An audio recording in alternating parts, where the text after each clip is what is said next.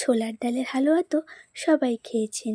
একবার এভাবে বানিয়ে দেখবেন, সময়ও কম লাগে এবং খেতেও দুর্দান্ত হয়। আসসালামু আলাইকুম, ওয়েলকাম টু মাই চ্যানেল।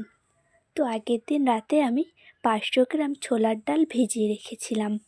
ছোলার ডালটা যদি ভিজিয়ে রাখা যায় তাহলে সিদ্ধ করতে বেশি সময় লাগবে না। এবার একটা হাঁড়িতে 500 গ্রাম দুধের মধ্যে 2টো এলাচ ও দারচিনি দিয়ে দেব।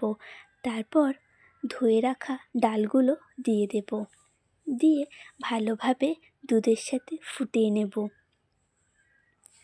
ডালটা ভালোভাবে সিদ্ধ হয়ে গেলে নামিয়ে নেব। এবার আমি ডালগুলো শিলনোড়ায় বেটে নেব। এতে করে টেস্টটা নাকি দারুণ হয়। সব ডালগুলো বাটা হয়ে গেছে আমার। এবার একটা হাঁড়িতে অল্প পরিমাণ সয়াবিন তেল দিয়ে দেব, আর দিয়ে দেব 2টো তেজপাতা। দিয়ে সব ডালগুলো আমি দিয়ে দেব। ডালের হালুয়া কিন্তু অনবরত নাড়তে হয়, না হলে নিচে দলা পাকিয়ে যেতে পারে। তেলের সঙ্গে সমস্ত ডালগুলো ভালোভাবে মিশিয়ে নেব।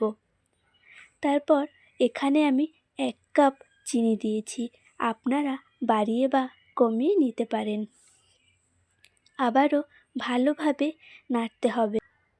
আমি কিছু ড্রাই ফ্রুট কেটে রেখেছিলাম, সেগুলো দিয়ে দেব। দিয়ে আবারও ভালোভাবে নাড়তে থাকবো যতক্ষণ না কালারটা একটু ব্রাউন হচ্ছে। কালারটা ব্রাউন হয়ে এসেছে, এবার আমি নামিয়ে নেব।